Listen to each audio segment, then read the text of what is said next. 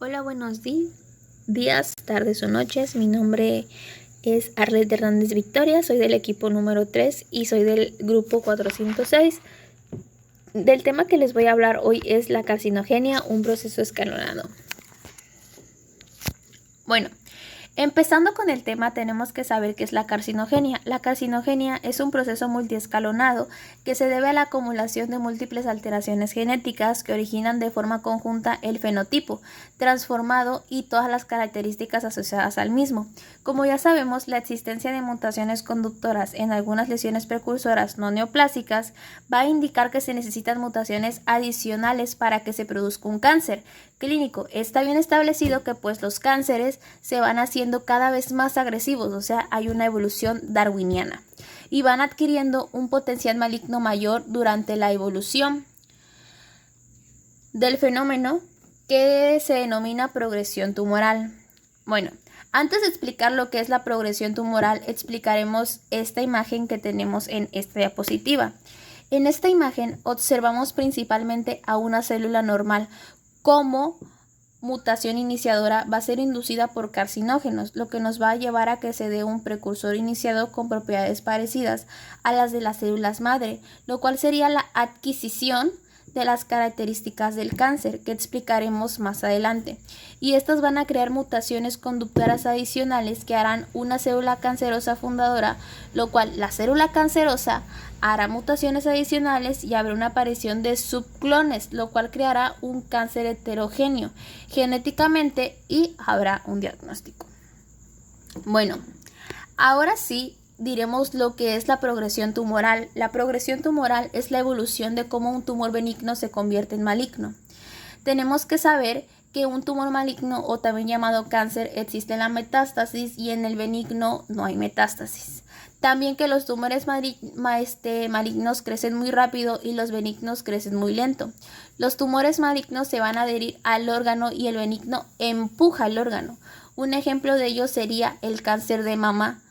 El benigno, pues un ejemplo de esto ya había dicho, va a ser el cáncer de mama. El benigno va a empujar la mama y el maligno se va a adherir a la mama, rodeará la mama. Bueno, las características del cáncer. Pues parece que todos los cánceres van a mostrar 8 cambios fundamentales en la fisiología celular que se van a considerar las características del cáncer. Las características capacitadoras van a fomentar la transformación celular y la consiguiente progresión tumoral. Las mutaciones en los genes van a regular algunos o todos estos rasgos celulares que van a aparecer en todos los cánceres, porque como ya había dicho, tienen que tener estas 8 características que vamos a explicar. La primera es la autosuficiencia en las señales de crecimiento. Esta se da como consecuencia de la activación de oncogenes. Los tumores tienen una capacidad de proliferar sin necesidad de estímulos externos. La segunda sería la insensibilidad a las señales inhibidoras del crecimiento. Quiere decir que los tumores, mayoría de las veces, no responden a moléculas inhibidoras de crecimiento. Pues podría ser el factor de crecimiento transformante B, los inhibidores directos de las cinasas dependientes de ciclina, como la CDKI. Y la tercera sería las alteraciones del metabolismo celular. La cuarta sería la evasión de la apoptosis. Aquí va a haber una inactivación del P53. El P53 es muy importante, ya que lo vamos a mencionar más adelante. Y una activación de los genes antipoptósicos. Esto da lugar a una resistencia por parte de los tumores a la muerte celular programada.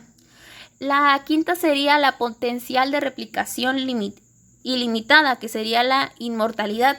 Esto quiere decir que las células pertenecientes del tumor poseen una capacidad proliferativa no restringida que impide la senescencia celular y la catástrofe mitótica. La sexta sería la angiogenia mantenida. Esta es una característica importante, que es la inducción de la angiogenia. Los tumores van a necesitar un aporte vascular para poder crecer. La séptima sería la infiltración y metástasis, la cual sería que pues la mayoría de las muertes por cáncer son porque pues los tumores van a sufrir metástasis, ¿no? Como había dicho anteriormente. Esta capacidad va a depender de procesos intrínsecos de la célula o que son iniciadas por señales del entorno tisular. La última, la octava, sería escape de la vigilancia inmunitaria, que esto es que no se puede reparar el daño del ADN causado por carcinógenos. Esto conduce a una inestabilidad genómica, así como mutaciones en los prooncogenes y los genes supresores tumorales, lo cual vamos a ver más adelante y se explicará a detalle. Bueno, también tenemos que saber que la adquisición de las alteraciones genéticas y epigenéticas que le dotan de estas características puede acelerarse por la inflamación promotora del cáncer y por la inestabilidad genómica. Bueno, ahora hablando del otro subtema, que es la autosuficiencia en las señales de crecimiento, esta caracteriza a las células cancerosas, se suele deber a mutaciones con ganancia de función que convierten los prooncogenes en oncogenes. Primeramente, ¿qué son los protooncogenes? Los prooncogenes es un gen que participa en el crecimiento normal de las células, y el oncogen es un gen que sufrió una mutación y que tiene el potencial de causar cáncer. Los protógenes van a desempeñar un papel importante en el control de la división celular y la muerte celular durante nuestro crecimiento y desarrollo. Sin embargo, si un protooncogen se muta o la célula hace copias adicionales de este protooncogen, puede superactivarse y producir una división celular descontrolada. De esta manera, un protooncogen va a contribuir al desarrollo de una célula de cáncer partiendo de una célula normal, como había explicado anteriormente. Una vez que un protogen es activado por una mutación, se le denomina oncogen. Por ello, la activación de oncogenes, que es un tipo de lesión genética que contribuye al desarrollo de un tumor. Tenemos que saber que los oncogenes van a codificar unas proteínas llamadas oncoproteínas, que van a fomentar el crecimiento celular, incluso en ausencia de señales promotoras del mismo. Para entender cómo regulan los oncogenes el crecimiento inadecuado de las células, es útil saber los pasos de la proliferación celular, que serían 5 pasos. El primer paso sería la unión del factor de crecimiento a su receptor específico en la membrana celular. El segundo sería la activación transitoria ilimitada al receptor del factor de crecimiento, que a su vez activa varias proteínas transductoras de señal en la cara interna de la membrana plasmática. El tercero sería la transmisión de la señal transdúcida a través de citosol hacia el núcleo por segundos mensajeros o mediante una cascada de moléculas transductoras de señal. El cuarto sería la inducción y activación de los factores reguladores nucleares, que van a iniciar y van a regular la transcripción del ADN y la síntesis de otros componentes celulares que se necesitan para la división celular, como son los orgánulos, los componentes de la membrana y los ribosomas. Y por último, sería la entrada y progresión de la célula por el ciclo celular, que va a culminar en la división celular.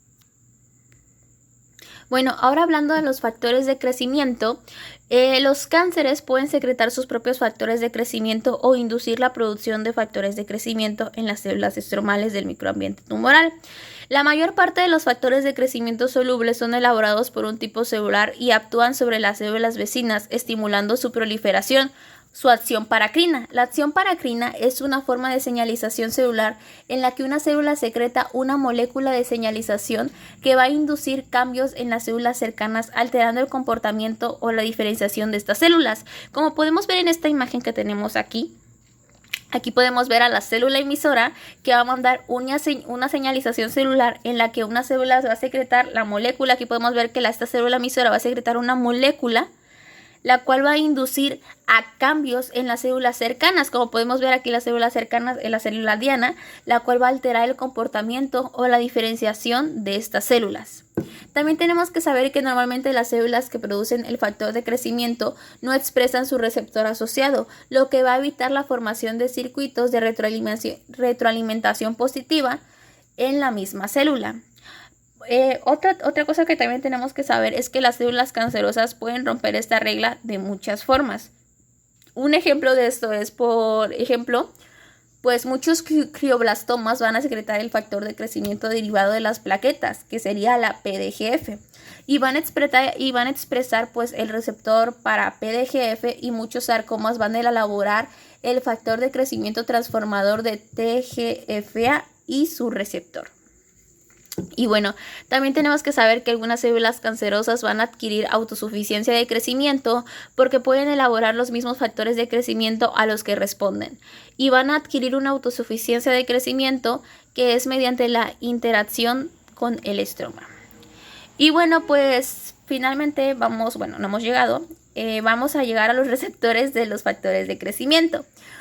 Pues esto quiere decir que la proteína que se encuentra en la superficie de algunas células y que se une al factor de crecimiento epidérmico, la proteína receptora del factor de crecimiento epidérmico va a participar en las vías de señalización celular, lo que va a controlar la multiplicación y la supervivencia de las células. Muchos de los múltiples receptores del factor de crecimiento se comportan como oncoproteínas cuando se mutan o sobreexpresan. Un ejemplo de esta podría ser, como tenemos aquí en la diapositiva, el receptor de EGF. Está sobreexpresado en un 80% de los carcinomas epidermoides de pulmón, un 50% de los glioblastomas o más y un 80 a 100% de los tumores epiteliales de cabeza y cuello. Y bueno, como podemos ver, el gen que va a codificar un receptor relacionado, que va a ser el HER2, está amplificado aproximadamente en un 20% de los cánceres de mama y en un porcentaje menor de los adenocarcinomas de pulmón, ovario, estómago y salivales. La importancia de HER2 en la patogenia del cáncer de mama se pone de manifiesto de forma clara por el beneficio clínico que se obtiene mediante el bloqueo del dominio extracelular de este receptor con anticuerpos anti-HER2. Y bueno, ahora vamos a hablar de las proteínas transductoras de señales distales. Las células cancerosas van a soler adquirir autonomía de crecimiento como consecuencia de mutaciones en los genes que van a codificar los componentes de las vías de transmisión de señales distales a los receptores de factores de crecimiento. Tenemos que saber que las proteínas transmisoras de señales que acoplan a los receptores de factores de crecimiento con sus dianas nucleares se van a activar por la unión de los receptores de los factores de crecimiento, ¿no? Y también tenemos que saber que dos importantes oncoproteínas dentro del grupo de las moléculas transmisoras de señales son las RAS y ABL, las cuales voy a explicar. Bueno, primeramente, empezando con las RAS, tenemos que saber que es el oncogen mutado con más frecuencia en los tumores humanos. Es un miembro de una familia de proteínas G pequeñas que se van a ligar a nucleótidos de guanosina y disfosfato de guanosina. También tenemos que saber que aproximadamente un 30% de todos los tumores humanos contienen genes RAS mutados y la frecuencia es incluso superior en algunos cánceres específicos, por ejemplo, el adenocarcinoma de páncreas. La transmisión de señales a través de RAS implica los siguientes pasos secuenciales. El primer paso es que normalmente la RAS oscila entre un estado excitado de transmisión de señales y otro quiescente. El segundo es que la RAS activada estimula los reguladores distales de la proliferación mediante varias vías interconectadas que van a converger en el núcleo y modifican la expresión de los genes, los cuales van a regular el crecimiento como MIT. El MIT es la proteína reguladora genética. Y bueno, en esta imagen que tenemos aquí podemos observar cuando la célula normal se estimula por el receptor de un factor de crecimiento. El RAS inactivo ligado a la GDP se va a activar a un estado de unión a GTP. El RAS activado va a transducir las señales proliferativas al núcleo a través de las dos vías, la cual se va a denominar la vía de la RAF, RKMAP-sinasa, y la vía de la P3 sinasa a QETA. También tenemos que saber que la RAS se suele activar por mutaciones puntuales en los residuos de aminoácidos que se encuentran localizados dentro del bolsillo de la unión del GTP o en la región enzimática responsable de hidrólisis del GTP, y estos dos tipos de mutaciones van a interferir en la degradación del GTP, que es esencial para inactivar el RAS. Y bueno, hablaremos del ABL. Y bueno, pues como ya habíamos dicho, la ABL es una importante oncoproteína dentro del grupo de las moléculas transmisoras de las señales, que son las RAS y ABL, de la cual hablaremos ahorita, es la ABL. Bueno, pues ya sabemos que la ABL es una protooncoproteína que tiene actividad tirosina sinasa que se amortigua por dominios reguladores negativos internos. Y bueno, como podemos ver en esta imagen, o como ya habíamos comentado antes, en la leucemia mieloide crónica y en algunas leucemias agudas, una parte del gen ABL se va a translocar de su posición normal en el cromosoma 9 al cromosoma 22, donde se fusiona con una parte del gen de la región de acumulación de puntos de ruptura que va a ser el BCR.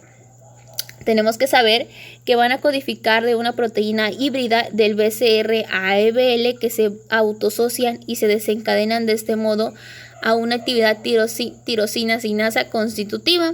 Y también tenemos que saber que el papel fundamental de BCR-ABL en el cáncer se ha confirmado por la espectacular respuesta clínica de los pacientes con leucemia mieloide crónica a los inhibidores de BCR-ABL sinasa.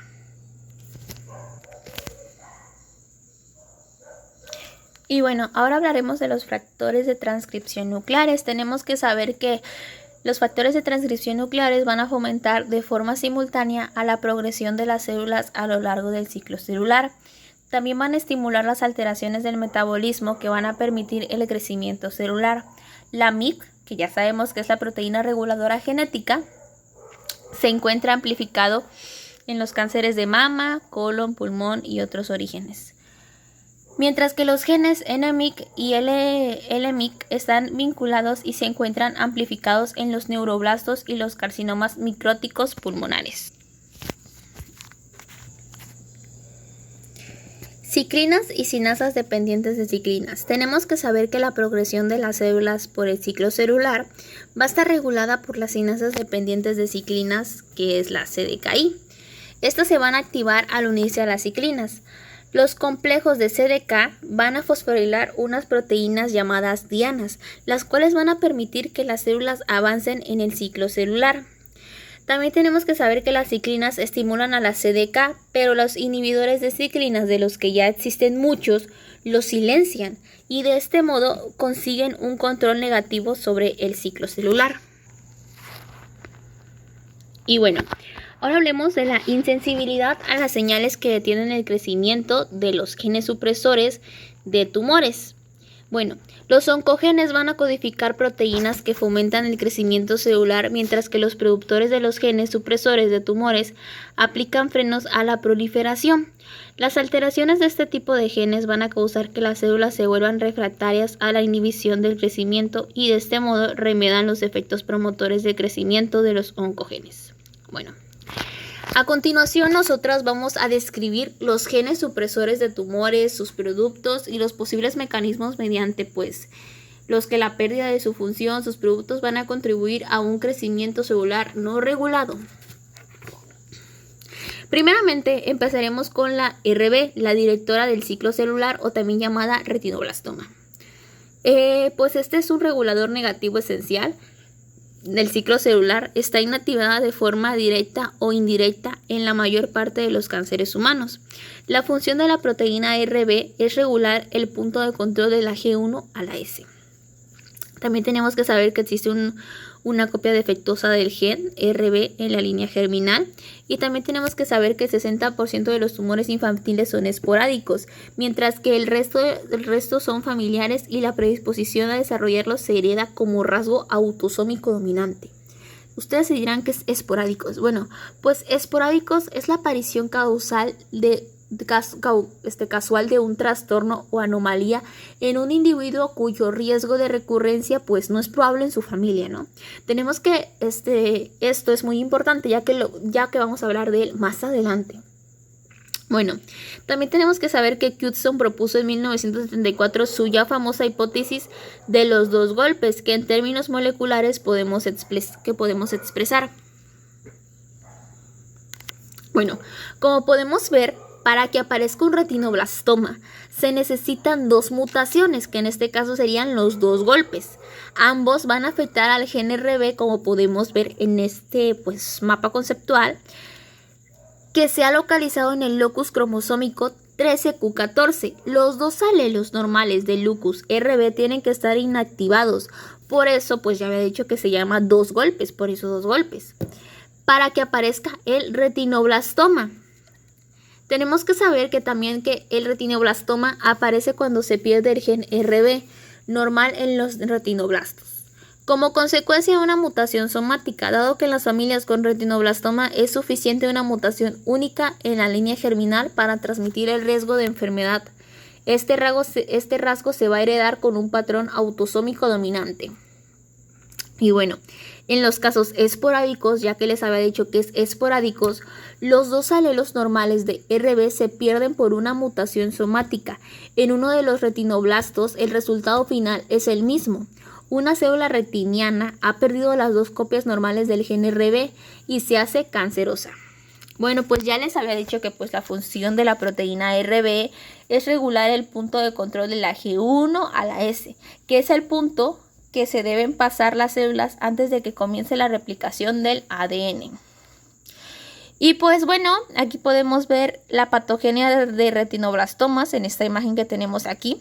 Podemos ver dos mutaciones, en el gen RB situado en el cromosoma 13q14, que producen la proliferación neoplásica de las células de la retina en la variante esporádica. Ambas mutaciones de RB en las células de la retina fundadoras del tumor son adquiridas mientras que en la forma familiar todas las células somáticas heredan un gen de RB mutante de un progenitor portador y, en consecuencia, pues solo se necesita una mutación del gen RB en una célula retiniana para perder por completo la función RB. Y bueno, como podemos ver en esta imagen, el papel de RB en la regulación del punto de control de la G1 a la S del ciclo celular, la RB hipofosforilada unida en un complejo con los factores de transcripción de la E2F se va a unir al ADN, el cual va a reclutar los factores remodeladores de la cromatina, que en este caso es la histona desacetilasas e histona metiltransferasas, y va a inhibir la transcripción de genes cuyos productos son necesarios para la fase S del ciclo celular. Cuando la RB se fosforila por complejos de la ciclina DCDK4, ciclina DCDK6 y ciclina ECDK2, liberará el E2F. Entonces, este último va a activar la transcripción de los genes en fase S. La fosforilización de RB se va a inhibir por los CDKI porque se van a inactivar los complejos de ciclina CDK. Prácticamente todas las células neoplásicas van a tener una desgranulación del punto del control G1 a la S.